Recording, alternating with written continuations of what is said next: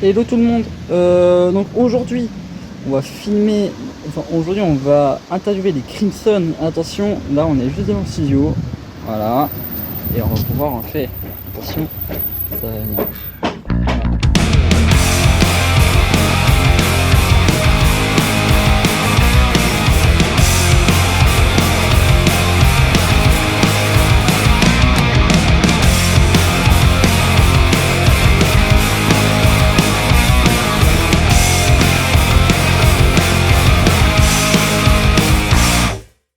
Bonjour les Crimson. Bonjour. Bonjour, bonjour.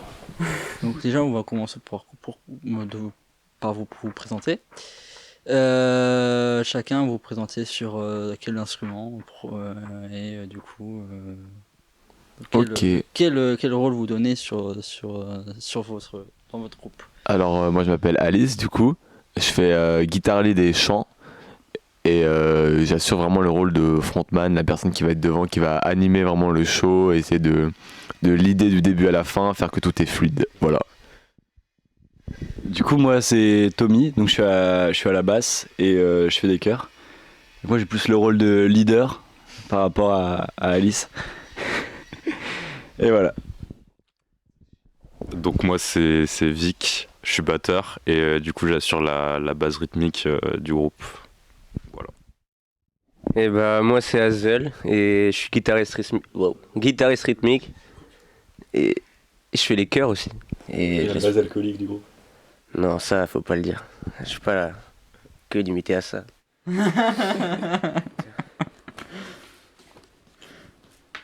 Je voulais savoir, donc je voudrais savoir comment vous êtes connu, comment le groupe s'est formé, et pourquoi pourquoi vous avez décidé de vous appeler les Crimson.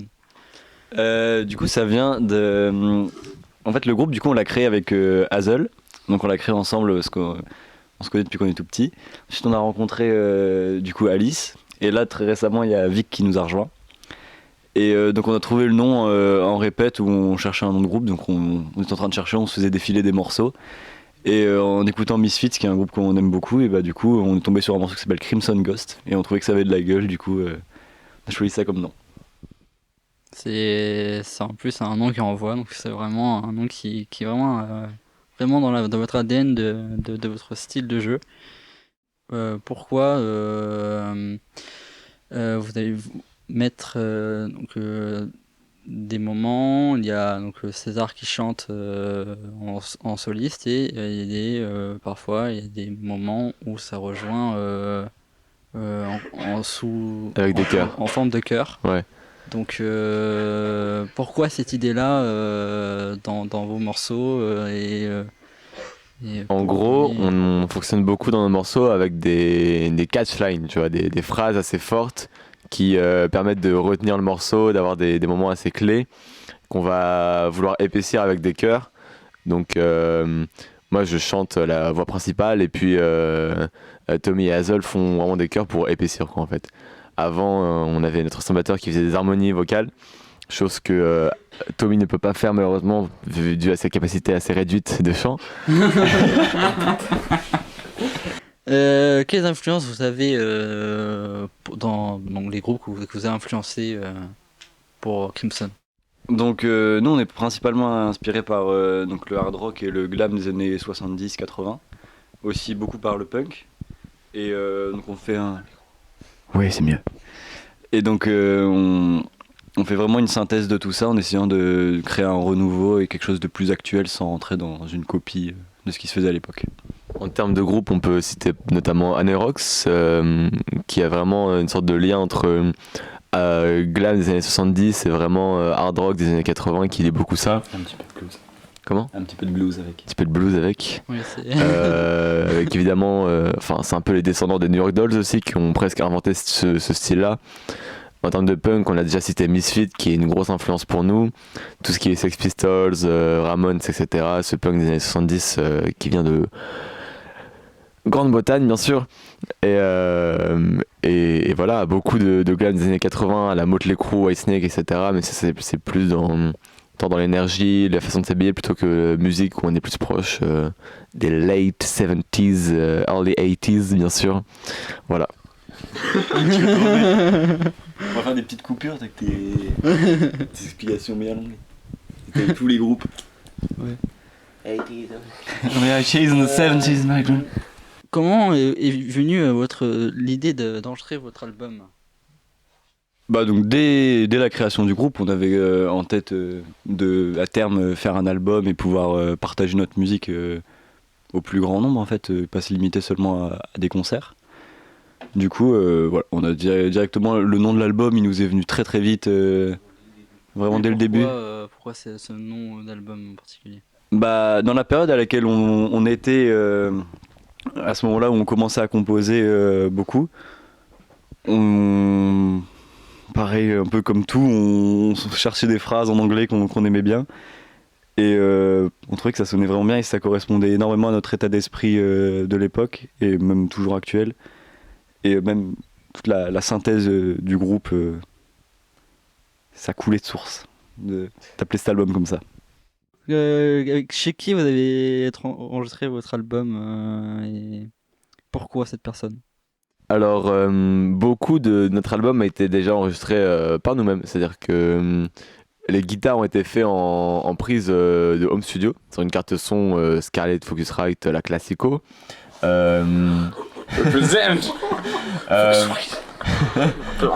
voix ont été faites sur un micro SM7B, pareil, tout prise à la maison, quoi. Classico.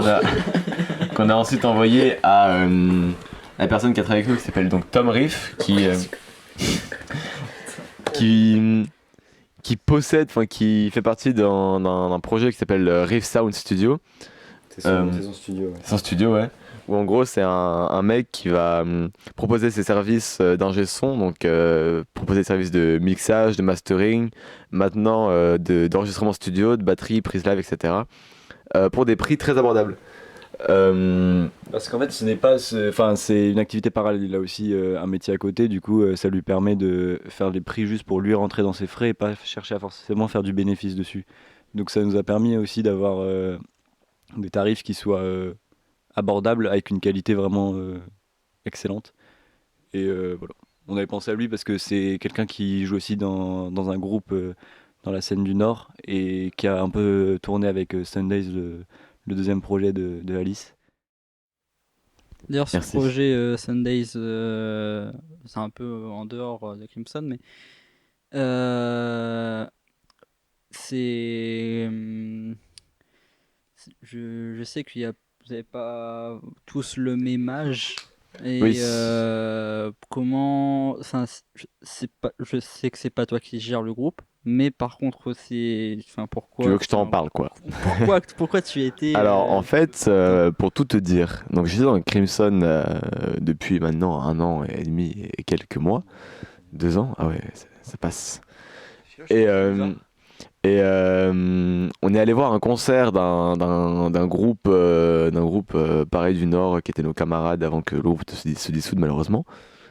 Et donc à ce concert-là, on a rencontré quelqu'un qui s'appelle toujours d'ailleurs Théo, qui en est devenu assez pote. Et donc moi, je fais de la batterie depuis assez longtemps aussi, à côté de faire de la guitare. Et un jour, Théo me dit, dans mon groupe de grunge, on a viré notre batteur, mais on a un concert dans 2 semaines. Est-ce que tu veux bien remplacer pour ce concert? Donc moi, j'étais très motivé, donc j'ai appris tout le set en 2 semaines, et puis j'ai fait les concerts. Et ça m'a vraiment plu, et donc j'ai rejoint le groupe, et depuis, je fais de la batterie dans ce groupe-là, qui est un groupe de grunge assez atypique, bien sûr, très teinté des années 90 et la scène underground. Donc oui, je suis le plus jeune, c'est-à-dire que tous les autres membres ont entre 20 et 30 ans, et puis moi je suis le seul teenagers à avoir 17 ans dans le groupe.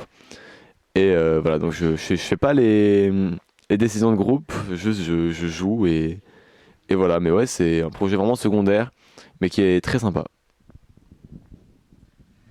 Il y a des histoires un peu dans ce groupe ou pas trop, tout est clean? Aucune. Ok, bah c'est bien pour un groupe underground alors, s'il Voilà. n'y a pas de problème de mer et de drogue. Pas de problème.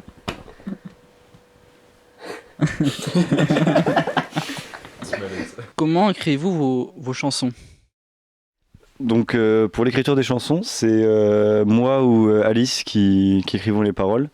Donc ça dépend, des fois c'est un texte que j'ai pu avoir écrit avant ou César ou ensuite on réadapte à la musique ou enfin c'est vraiment aléatoire mais c'est écrit uniquement par nous deux et encore plus toi sur cet album.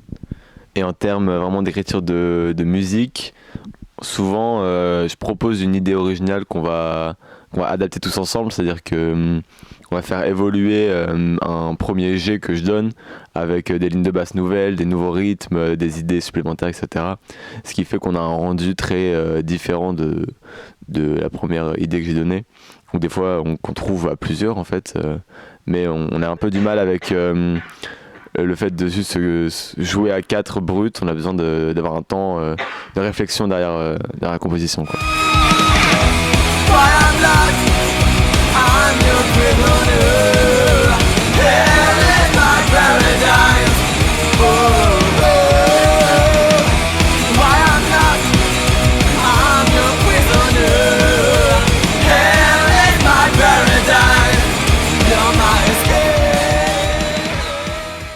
Que signifie pour vous Elise My Paradise et 1969? Donc Alice My Paradise c'est un morceau que j'ai écrit il y a très très longtemps.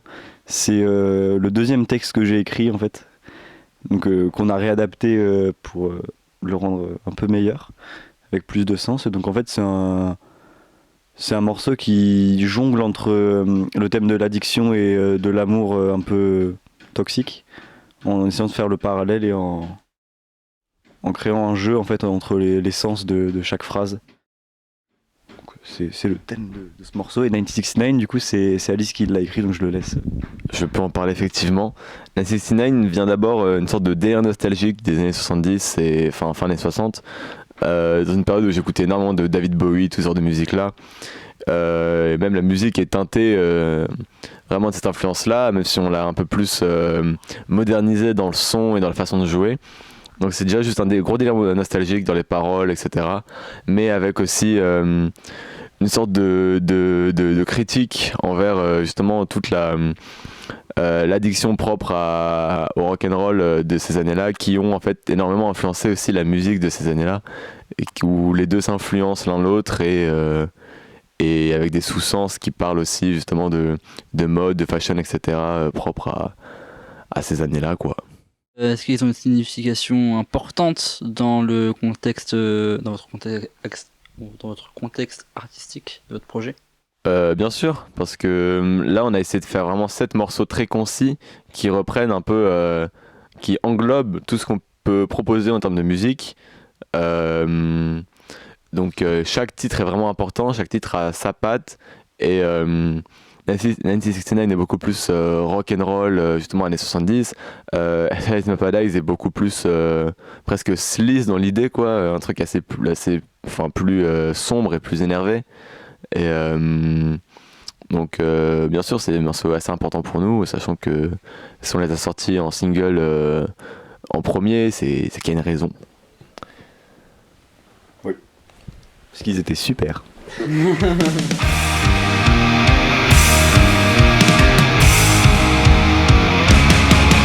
Oh baby, you keep pushing me away. Ever when you're on my way, nobody thought of this day. Oh baby, you got me under control. For you I kill and stone. Oh, you don't belong to my soul.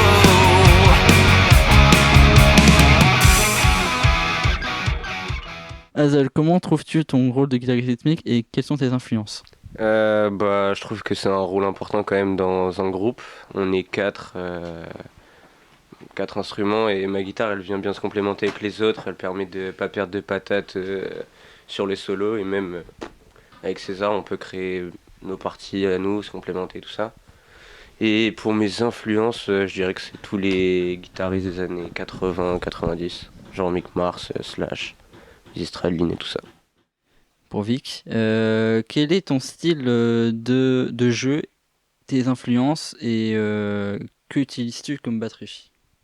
Alors moi à la base je viens pas trop du milieu glam punk, mais niveau influence je dirais plus en termes de batteur. J'aime pas mal tout ce qui est en classique John Bonham ou encore Dave Grohl. Et en termes de matériel, j'utilise une batterie, donc une Pearl Export Jet Black, donc une batterie en fusion. Et voilà. C'est une très bonne batterie en plus. Govik, comme tu m'avais dit, t'avais d'autres. Tu venais pas du domaine des Crimson, glam, punk. Tu jouais avec quel style de. T'avais déjà des groupes. Est-ce que tu jouais quand tu jouais avec des groupes, c'était quel style de rock ou quel style? Alors j'avais déjà un groupe avant donc, qui s'appelait Ether, donc c'était plus des reprises de rock, on va dire. Mais à la base, j'ai commencé par le rock, la batterie. Et là, depuis environ 6 ans, je fais du jazz, du coup, en batterie. Donc voilà. Après, je me limite pas à des styles, hein. Comme j'ai dit, je viens pas forcément du glam ou du punk, mais je suis quand même dans le groupe et justement, ça me permet d'avoir un jeu plus polyvalent de par toutes les influences que j'ai, justement. Avez-vous des anecdotes à raconter, que ce soit marrant ou sérieux, dans votre carrière jusqu'ici? Donc, non, on a une anecdote en concert il y a 1 an de ça, où on a joué au Musical, donc un bar sur l'île où on a partagé la scène avec un groupe qui s'appelle Wall of Gin. Et sur ce concert, on a un peu cassé tout notre matos, donc vraiment sur le concert, il y a le batteur qui a pété une cymbale. Moi j'ai pété une corde de basse, ce qui n'arrive vraiment jamais. Et en l'espace de 2 morceaux, il y a Alice qui a réussi à casser son attache de sangle de guitare, puis la sangle de l'autre guitariste qui venait de lui prêter. Et depuis, on n'a pas des rapports très amicaux avec eux, donc je sais pas s'ils ont été très bien pris, mais on s'est bien marré en tout cas. Voilà. c'est dit. Donc, quelles sont vos influences lilloises quels sont vos groupes préférés lillois plutôt? Et quel groupe vous nous conseillez à interviewer pour la prochaine interview? Alors, je vous conseille d'aller voir ce que font Shadow Pussies, qui sont un groupe de hard rock où il n'y a que des filles. C'est un groupe exclusivement féminin. Donc c'est pas mal influencé 70, un peu The Runaways.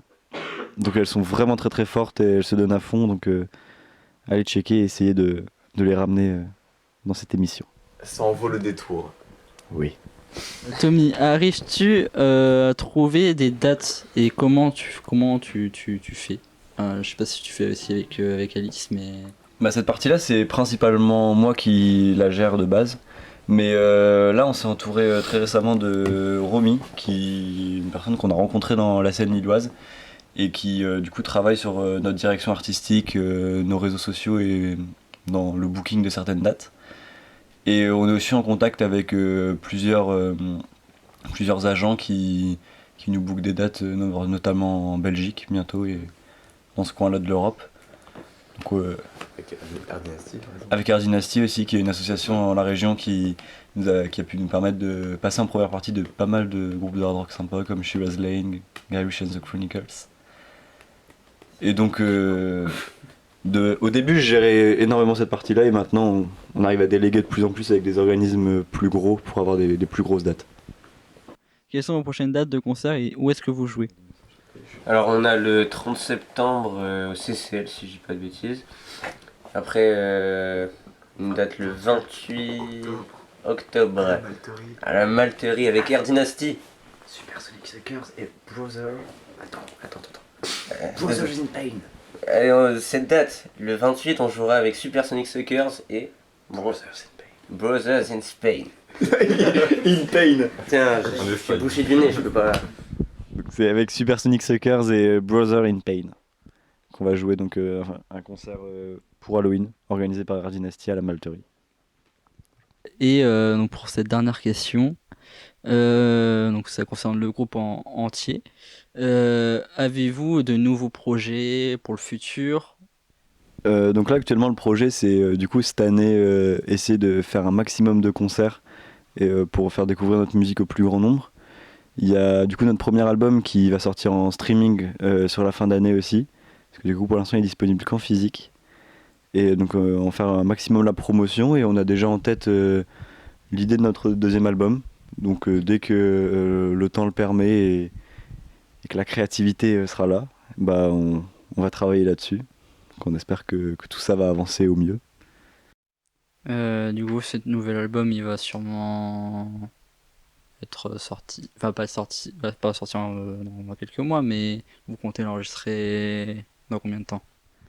On aimerait au mieux pouvoir viser un enregistrement cet été, mais on va pas s'avancer sur quoi que ce soit parce que ça va vraiment dépendre de nous, la composition, en fait, d'aller en studio quand on est prêt.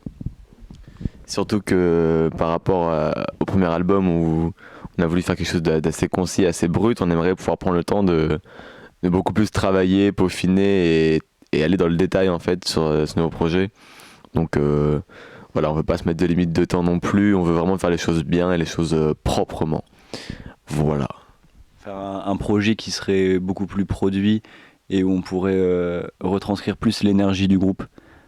Bah, merci beaucoup de nous avoir invités dans votre studio et pour pouvoir filmer cette interview. Et puis, bah, on espère vous revoir le plus vite possible. Et bah écoute, merci à toi. Merci à vous. Merci à nous. Et merci à eux. Enfin. Blowjob.